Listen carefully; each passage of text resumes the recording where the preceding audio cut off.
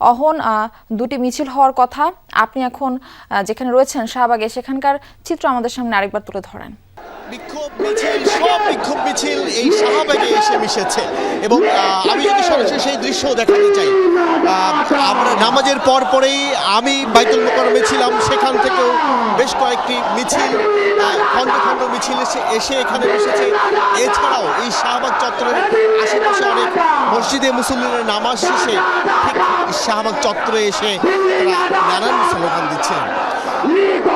এবং একই সঙ্গে বলে রাখি, এই শাহবাগ চত্বরে শহীদ ওসমান হাদি চত্বর নামকরণ করেছেন অনেকেই এবং তারা সেটি বলার চেষ্টা করছেন এবং একই সঙ্গে তারা বলছেন ভারতীয় আধিপত্যবাদের বিরুদ্ধে কথা, আধিপত্যবাদের বিষয়ে কথা বললেই যখন নানানভাবে নানান ত্যাগ দেওয়া হয়, সেই বিষয়গুলো নিশ্চয় সামনের দিনে আর হবে না।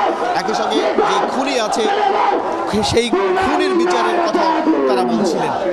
আমরা দেখছিলাম শাহবাগ চত্বর একেবারে কানায় কানায় পূর্ণ হয়ে গেছে এবং আমি যে পথ ধরে আসছিলাম শাহবাগের দিকে, সেখানেও আমি দেখছিলাম অনেকেই পায়ে হেঁটে রিকশায় এই দিকে আসার চেষ্টা করছিলেন এবং তাদের সঙ্গে কথা হয়েছে। তারা বলছিলেন হাদি হত্যার বিচার তারা চান এবং বিশেষ করে অনেকেই দাবি করছেন হাদির খুনিরা এই মুহূর্তে ভারতে পালিয়ে আছে, সেই ভারত সরকারকে আহ্বান করছেন যেন সেই খুনিদেরকে ফিরিয়ে দেওয়া হয়। শুধু হাদির খুনি নয়, জুলাই আন্দোলনে যেসব হত্যাযজ্ঞ হয়েছে সেই হত্যাযজ্ঞের নেপথ্যে যারা ছিলেন, এখন যারা ভারতে অবস্থান করছেন, সেই সব খুনিদেরকেও ফিরিয়ে দেওয়ার উদাত্ত আহ্বান তারা করছেন এবং একই সঙ্গে বলছেন ভারত বাংলাদেশের নিকটতম একটি দেশ এবং এই দেশের ভূখণ্ড বাংলাদেশের চারদিক দিয়ে, সুতরাং ভারত নিশ্চয়ই বাংলাদেশের বিষয়টি বুঝবে এবং সেই সব খুনিদেরকে ফিরিয়ে দেবে।